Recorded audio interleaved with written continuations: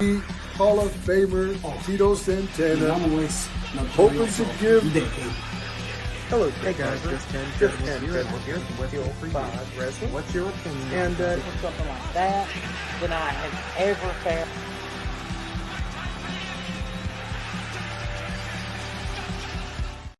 Ladies and gentlemen, back in the bird's nest for another exciting episode of Till 5 Wrestling. I am the notorious ATB. He is Till 510. And this is Till 5 Wrestling, episode 10 back of in the season bird's 2. Nest. Yes, back at it again. We're back with Barnabas. Hello, Barnabas. Yeah. Do you have anything to say? I'm better than Theo Hears. You heard it from Barnabas first. There you go. So tonight we're going to start things off with a team that's been getting a lot of buzz. I did a recent live, and we kind of got sidetracked off on Demolition for a little bit. We did. Demolition's fun to talk about. So Demolition was originally just Axe and Smash. Right. And Barry Darso actually was not part of the team originally. Right. It was Moondog Rex. Mm-hmm.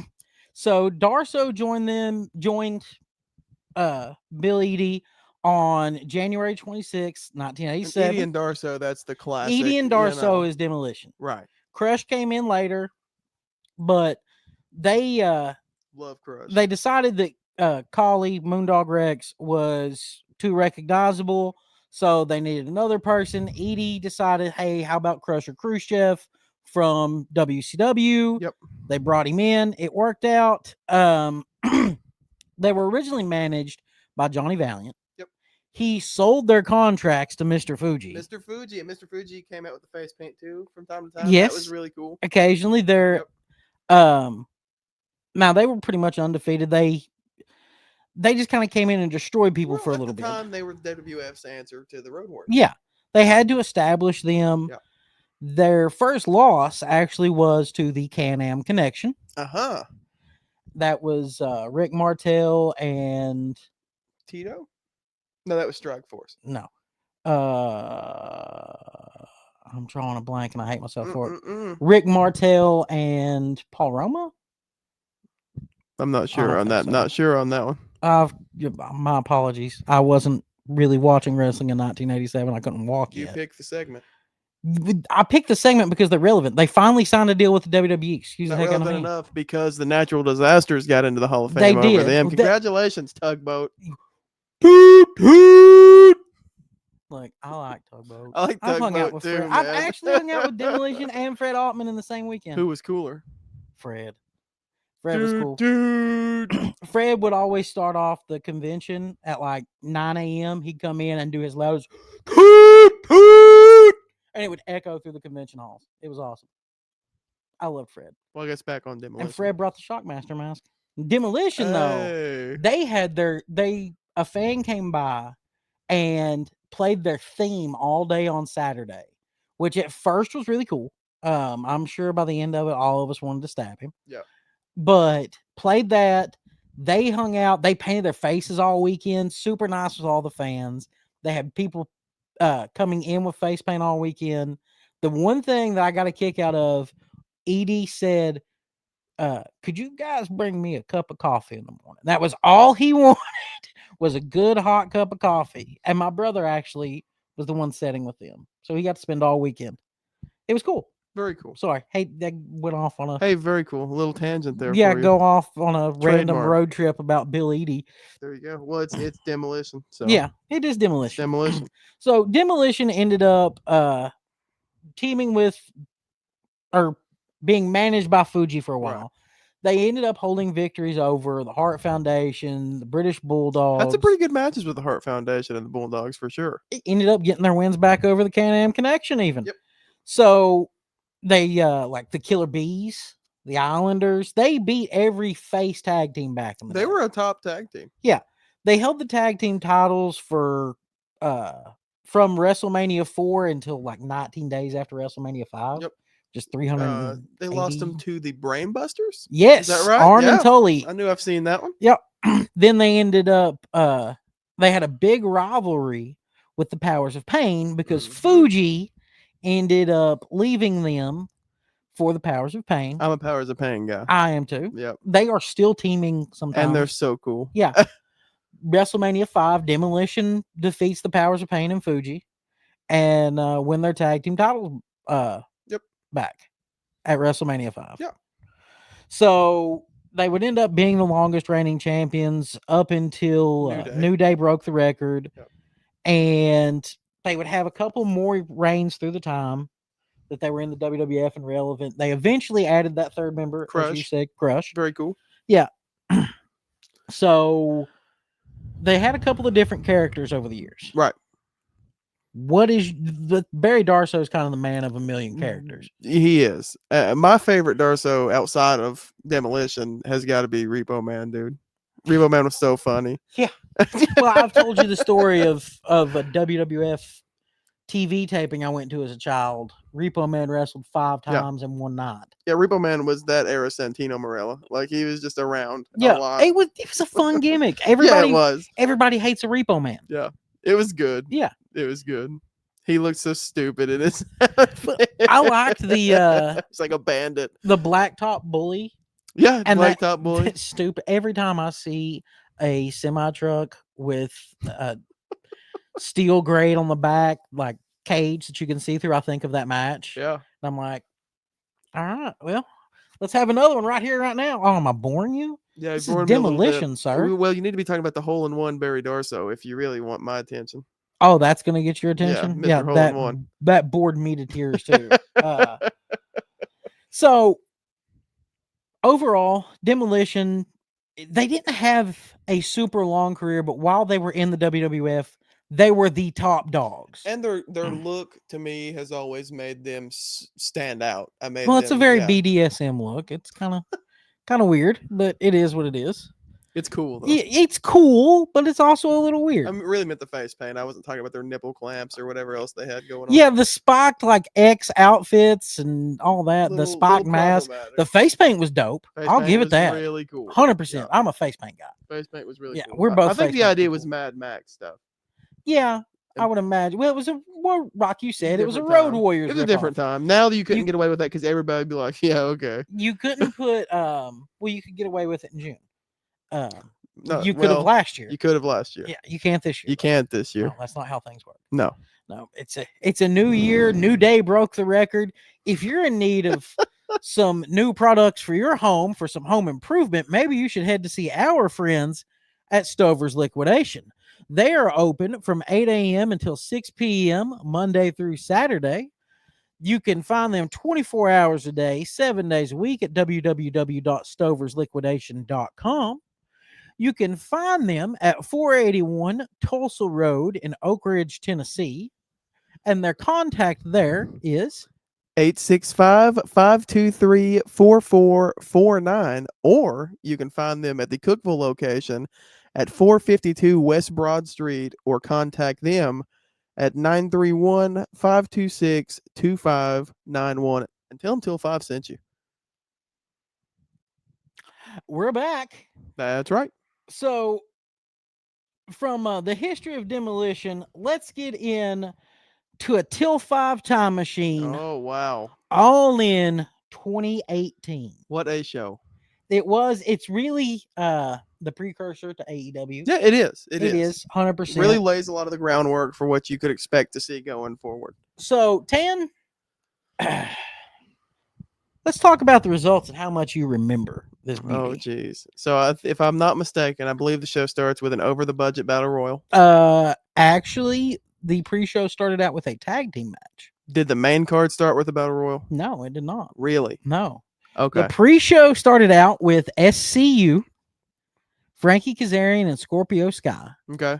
Against the Briscoes. Won by the Briscoes, I would assume. No. Really? Nope. I should have known that because, yeah, AEW. Then came the pre-show 19-person over-budget battle royale. Okay, this is what I remember because I remember watching this live, and I remember they were coming out in groups of like 5, if I'm not mistaken. The wrestlers were when they were coming down the entrance. And that's where you randomly saw Glacier and Tommy Dreamer and like AC Romero and Sonny Kiss and just this random conglomeration of wrestlers. I think you're getting this confused with AEW's. Are you sure? Is that the first AEW show that battle? Well, who's in that battle royal? Well, I don't know. I've only got the notes pulled up for Mhm. All In 2018. That's what I'm talking about. Who's in that? All one? In 2018.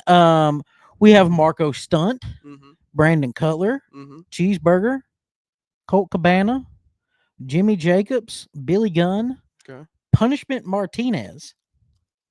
That's Damian Yeah, I've got the Priest. shows mixed up. I'm okay. I Yeah. know what you mean now. We're good. We're good. Yeah, Austin Gunn, good. Tommy Dreamer, and some sweet Dusty So Rhodes. Dreamer was there. Yes. Yeah. Okay. I knew that. Rocky Romero, Trent Is Sean Beretta. Spears in this?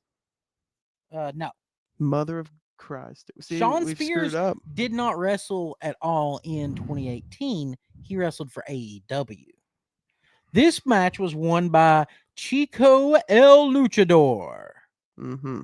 who is?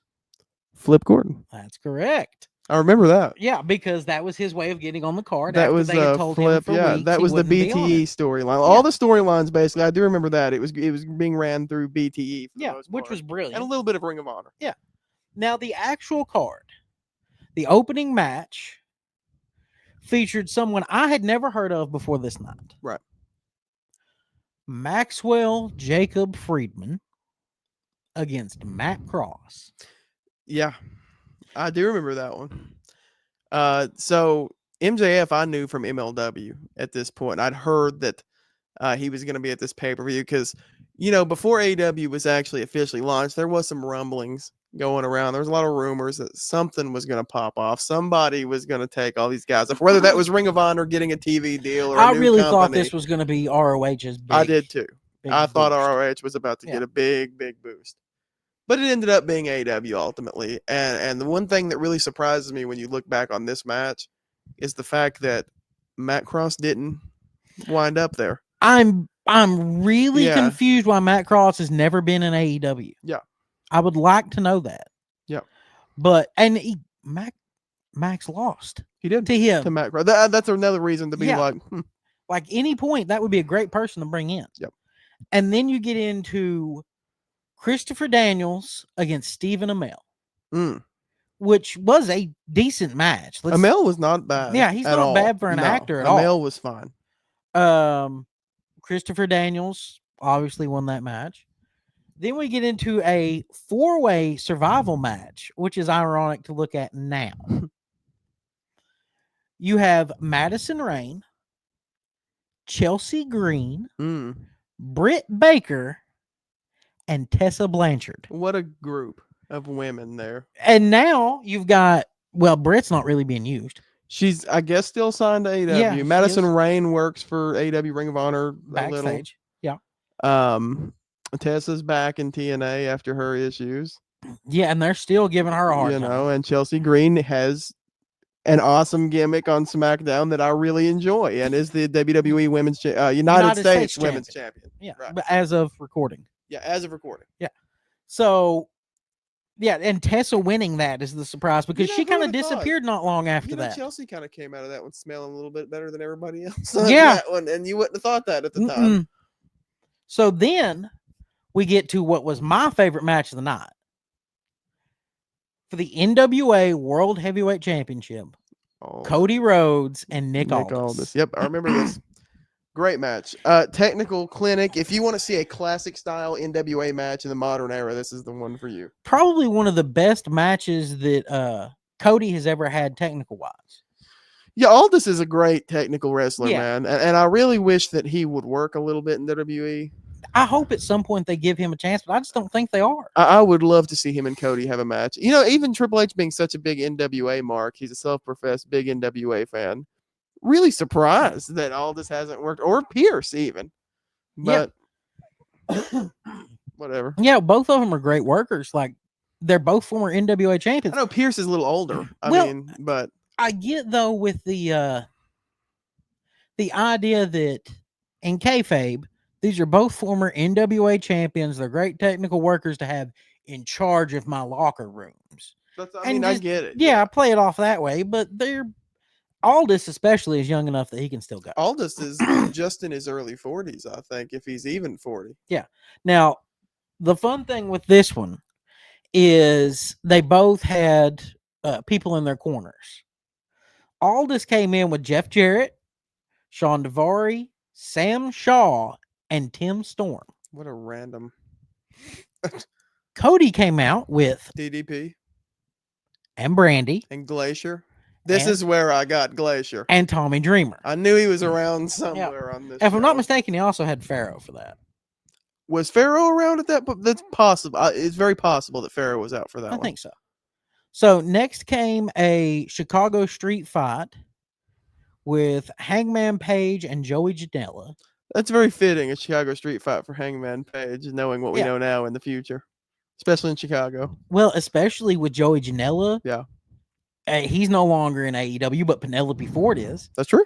Also in that match, you had that was when Joey Ryan came out with all of his dick druids. I remember the Dick Druids vividly. Hey, I was a big. sent me a Christmas card. With Listen, that man, on it. I was a big Joey Ryan fan in this era.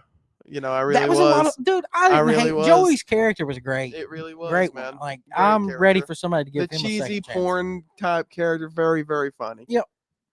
So obviously Hangman won that, and that was the one with the Cracker Barrel spot. Yep. Because the Young Bucks, they love Cracker Barrel, and it got back to them, so Cracker Barrel gave them some money. Because BTE made stuff happen. Yeah, it was awesome. And the thing is, Cracker Barrel, it's pretty dope. It was a Let's really be exciting honest, it time is. to be a wrestling fan, man. Things were actually happening outside of WWE, and it was happening so fast that you felt like Yeah. I felt like I was a part of a revolution. I don't know if you got that same kind of Well, feeling. it It was was- really cool to see live. Yeah, it was the starting of a change in wrestling, and let's be honest, the change it kind of shifted. Shifted a little bit. Yeah, like I feel like the change might have shifted towards. I feel like that's wrestling though, man, because the pendulum just swings. Yeah, it does. You know what I'm saying? Well, speaking of pendulum swinging, Yeah. the next match was the man who wasn't even supposed to be on the show Mm, with Brandy Rhodes, that's right. Flip Gordon, trying to win the Flip. ROH World Championship Flip Gordon. from Jay Lethal or The Black Machismo, baby. alongside Ooh, yeah. Lanny Poffo. Which was cool. Yeah. That was a cool moment. Obviously, Lethal retained the belt. Yeah. But that's my favorite era of Lethal, man. He was really tearing it up in that era. of I Ring of have seen a Honor. lot of those matches. Yeah, So, I would like so to see good. Lethal get another run. Of, He's very talented. Yeah. we need to get Lethal back regularly. In Yes, we AEW. do, man. So next match we get into Kenny Omega defeating Pentagon Dark. Great match. Absolutely, Pentagon. He's tearing it up in the WWE today. And no doubt in my mind that Penta will be a Hall of Famer if he keeps this truck, and he's so phenomenal. Probably my second favorite match of the night, and my favorite moment though was Jericho showing up. Yeah, that was Yeah, because none of us expected that it. was Jericho a really was big moment. he was on tour. He had a concert. It was at that moment that I knew that something really big was happening when Jericho turned up. And I felt the same way when Moxley turned up at the first AEW show. Like I felt like something really big was we were watching unfold. And then you get into probably my third favorite match of the night. Kazuchika Okada and another guy who we need to get Marty Scurll back in the US. We need to get Marty some bookings. Yes, we do. We both admit how great Marty is. Marty's been a heck of a worker. He's a heck of a mind. Yeah, great mic work, great mind, good booker. He was booking Yeah. Ring of Honor in this era also. Let's not forget that. He lost Kazuchika Okada, who is still tearing it up in AEW. I'm looking forward to the inevitable Okada Omega match. I assume we get that at All In Texas. I'm I figuring think they've that's- been alluding to that. maybe even do it at like Double or Nothing to combine the Continental and International Well, they're titles. talking about doing that at All In, I thought. Okay, well, All In would make sense too. Combining the Yeah. titles. So then we get to the main event that was rushed, Yeah. and that really bothered me. Man, this match is my favorite, like on paper, because just Rey Mysterio and Phoenix. Was it Phoenix, Rey Mysterio, and Laredo Kid? It was Phoenix, Rey Mysterio, and Bandito. And Bandito versus the Young Bucks and Kota Ibushi, the right? Golden Elite. Yeah. Yes. That match should have had at least 10, 15 more minutes. Yeah. It really, like, they literally just came out and ran through all the It high was very spots. rushed, but it was just the visual of Mysterio in the ring with Bushi and the Young Bucks, and it was very very very cool. Now, the whole thing ended up going 4 hours long. Yep. The commentary team, you had Excalibur, who has become the voice of AEW. Is Marvez on commentary for that one? No. Don Callis Mm. and Ian Riccaboni. Good. Yep. Ian's getting some love on Dynamite as of this recording. Well, and they had 11,263 people, and it was 4 hours long, and it was 4 hours of pure entertainment. Good show. It's available on HBO Max. Yep, it is So now. there It you sure go. is. It sure is. Be sure to check that out. Now, that was the precursor to AEW. That's right. That's what got us there. That's what got a lot of these people their jobs. Cody came in and helped a lot of people get opportunities. One of the people Cody helped get an opportunity was At the time, Ricky Starks, but now you may know him as Ricky Saints. So, Ricky debuted on the Texas Indies in 2012. He was working like their NWA affiliate that they had there, just doing a lot of work in the Indies. And in 2018, when they started NWA Power, the YouTube show, and Corgan bought it, Stark signed with the actual NWA, where he became their first ever NWA television champion. Won it in a tournament, had some good matches. Did some work with LA Knight, or Eli Drake is what he was going by then, James Storm, Colt Cabana, before eventually signing with AEW in 2020. Came out for Cody's Open Challenge for the TNT title, I believe. Is that correct? Yep. From there, he goes on to join Team Taz. I'll admit, I didn't want him to sign him. Really? I don't like his look. I feel like Ricky is a little smaller than. I don't disagree with you. If Ricky was 4 inches taller, yeah, like he You just know? he doesn't have the look for me for that character. I get it. So maybe this new Saints one will do it, but Well, we'll see. So he debuts for AEW, joins Team Taz, runs with that for a while, becomes FTW champion. I think they give it to Cage, and then Starks wins it from Cage, if I'm not mistaken. In like a I Team think so. Taz Yeah, battle. The because booking was a little wonky. Cage was already with Taz when And then- Ricky came in. Right. And Yeah. then Cage felt disrespected, I think, is the Starks storyline. did, yeah. Or Starks did, Yeah. right. Okay. So, anywho, I knew we'd get one in somewhere there on it this is. episode. He won the Dynamite Diamond Ring Battle Royal in 2022, but he did not defeat Maxwell for it, right? He also won an AEW World Title Eliminator Tournament in 2022. Did not go on to win the championship. He won the Men's Owen Hart Cup in 2023. Amounted to nothing except for a tag team title run with Big Bill that just did not end great. Well, I feel like Ricky suffered the CM Punk effect. I'm afraid you're right. AEW. I'm afraid you're right. Because let's be honest, Ricky would have been fighting for the world title probably at All Out in Chicago against CM Punk. And there's a good shot he may have won it. They might have, because I feel like Punk probably would have put him over just because that's who Punk was. And Punk could have made him the star that he has potential to be. Yeah, they really could have helped AEW a lot that way. Now, maybe he'll show up. It's just the monsters next door. It's okay. Oh. Barnabas will keep him from it. Protect us, Barnabas. You're good. Stay away. Cool. Yep, Barnabas has our back. We're Thanks, good. Barnabas. So there's a lot of things that they could have done with Ricky in AEW. Shoulda, woulda, coulda. One of them, I think, could have been ROH. There's a lot of things they could have done with ROH. Yeah. So maybe it's time to get. I know a lot of other podcasts do this kind of stuff, but I like to fantasy book too. It's time for a Till 5 fantasy booking of ROH. That's right, Aaron. As we do with most of our fantasy bookings, I'm going to let you handle most of the grunt work here, and I'm going to pitch in to help you out. So first off, I will strip every champion of their belt. Yep. We are Complete reset. reborn. Big bang. We will claim that Tony Khan has hired a new manager because of the way Chris Jericho has been acting, and all of the wrestlers have been disrespecting him. So he has hired a general manager for Ring of Honor, and it is Christopher Daniels. Good. That is a great spot for Daniels. Good. So you're going to have an ROH World Title tournament. First off, Ring of Honor does not need a trios belt. No. Ring of Honor does not need a TV title. Nope.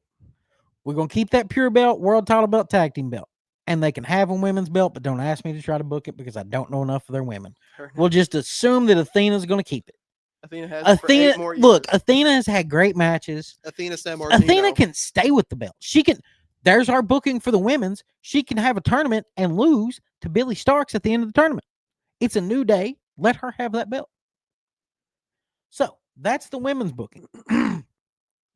So week 1, we'll have all these belts brought out, and we will have Daniels offer a one-night tournament to determine who will fight for the world title at ROH Reborn. So, Tan, I'm going to need you to give me 6 men for this tournament. For the world title? Mm-hmm. Bandito. Reborn Ring of Honor. What do I want it to look like? Are we making it its own entity, or is this sort of developmental for AEW? You can use the AEW roster, the Ring of Honor roster, the lower guys. They're all clear to use. All right. Give me Bandito. Uh-huh. Give me Josh Alexander. Fair enough. Give me Jay Lethal. Give me Claudio Castagnoli. Okay. What do we need? 2 more? Look, can I call that Tony would not let this Claudio become part of this full time? I know. Just for this match. This is for the paper. Okay. No, this is for week 1. So Claudio can be in week 1. We're boosting the ratings. He's for week around 1. for a minute. Yeah. All right. Daniel Garcia. Okay. Well, he was okay. He's in it. And then the final guy in it has to be Shelton Benjamin. So first off, we're going to let Bandito beat Claudio. Right. We're going to let Jay Lethal beat Daniel Garcia. And then we're going to have Josh Alexander beat Shelton Benjamin. Good. So our world title match at the pay-per-view is set. Bandito, Lethal, Alexander. Yeah, that'll be a fun match. Oh, yeah. And that is all we dedicate week 1 to. Good. It is purely about setting our world title scene for you all. Just for the world title. Yep. So week 2, Claudio shows up and he's furious. He demands a spot in the pure title tournament. Okay. So Claudio gets 1. Lee Moriarty gets another. Okay. So give me 2 more guys for a pure title tournament. 2 more for a pure title tournament. Give me Wheeler Yuta. Okay. And give me Shibata. All right. And I will add in Zack Sabre Jr. Good. And you know what? Let's give Evil Uno a spot. So we're going to let Evil Uno defeats Claudio. Claudio loses it. Yeah, furious. So Claudio goes storming out. Wheeler Yuta is about to win. Claudio shows back up and pulls him out and lays him out, slides in, and says he'll take his spot. They throw out the match. So Evil Uno is going into the finals. Zack Sabre Jr. and Wheeler Yuta have been taken out. So our finals for the pure title, we're going to give Uno an opportunity here. Against Moriarty? Against Lee Moriarty for the ROH pure title. I would watch that match. Yeah, like we need... Uno can work. He can. This was, week 2, we've revealed that we're going to have some AEW people. We're going to bring Uno back out to the crowd, establish him as somebody who can actually work. If you can beat Claudio, he can work. And I don't mean like a roll up fluke win. Like let him actually Claudio win in a tough fought match. And so we get to the next week. Yuta attacks Claudio to start the show. Here we go. And he says that tonight he wants a fight without honor against Claudio Castagnoli. All right, that'll be the main event, but we're going to have some people for our tag team title tournament. That's true. So we're going to go with the Infantry against the Righteous. Righteous are going to win that. I'm going to give that win. Yeah, now, love the Righteous. Or are we going to go with Dutch and Vincent? Well, those are the only two. Well, I didn't know if we were counting Elias as part He of it. is not. He's signed with TNA now. I He's didn't out know of if the he picture. was. I guess, yeah. He is officially signed. So with that lasted TNA. what, a week? Yeah, pretty much. Pretty much. Yeah, we need to start locking people under contracts. Yeah, absolutely. This is kind of bad. We can't we kind of just tickled everybody and then we took it away. Yeah, that would have been a lot of fun. Honestly, though, I'm not mad at TNA. Smart on them for jumping in and Absolutely. capitalizing TNA on should have that. took him. Yeah. But Should have taken him a while ago, really. yeah. So we have the Righteous win, and then we have Matt Taven and Mike Bennett against The Workhorseman. You know what? You know what to do. Let's let the Workhorseman get that win. There you go. Yeah, let's Anthony Henry and oh my gosh, again. JD Drake. JD Drake. Yep. Yes. I like JD a lot. Yes. You let them win. And then the main event though is Yuta and Claudio in a fight without honor. That it looks like Yuta's actually going to win when Chris Hero shows up. The Kings of Wrestling return. So the end of the show is the Kings of Wrestling shaking hands, staring over Wheeler Yuta. Week 4, we're going to go ahead and have the ROH Tag Team title match with the Workhorsemen getting the win. And then the Kings of Wrestling come out. And they don't ask. They don't demand. They just come out and say, we'll see you Sunday. Weird demand. And they smack the belts and just walk out. Good. Now, Yuta at this time is missing. We'll say he got taken out. He's injured. So we're going to go with Bandito and Evil Uno. We'll let them have a one-on-one match because Uno's fighting for the Pure title. Bandito's fighting for the World title. So they're just going to... Yeah, well, a teaser of the talent that we're going to have in the big show, match. Yeah. Then you have Jay Lethal and Lee Moriarty. I want to see that. One-on-one. And then, wow, have I already drawn a blank on who I put third in that world title match? Josh Alexander. Yeah, Josh. Yes, Alexander. I could see his face, but I couldn't remember his name. Do Josh Alexander versus Shibata. I'm fine with that. Yeah, awesome. That would be a fun, and those two guys could have one of their exhibition 5-minute matches that's actually fine. Yep. So, and that's the big thing. If you've noticed, I've not done more than 3 or 4 matches because that's all an hour-long TV show needs to have on it. You don't need to flood 7 matches. No, you don't. You get into the pay-per-view. Let the stories build. Yes. You put the world title on Bandito. You put the tag team titles on the Workhorsemen, and then you let Kings of Wrestling them go to a time limit draw. Yep. And then your pure title stays on Lee Moriarty, but you've established that Uno can go too. You let Stu Grayson come out and challenge Moriarty at the end of the night, or at the end of the match.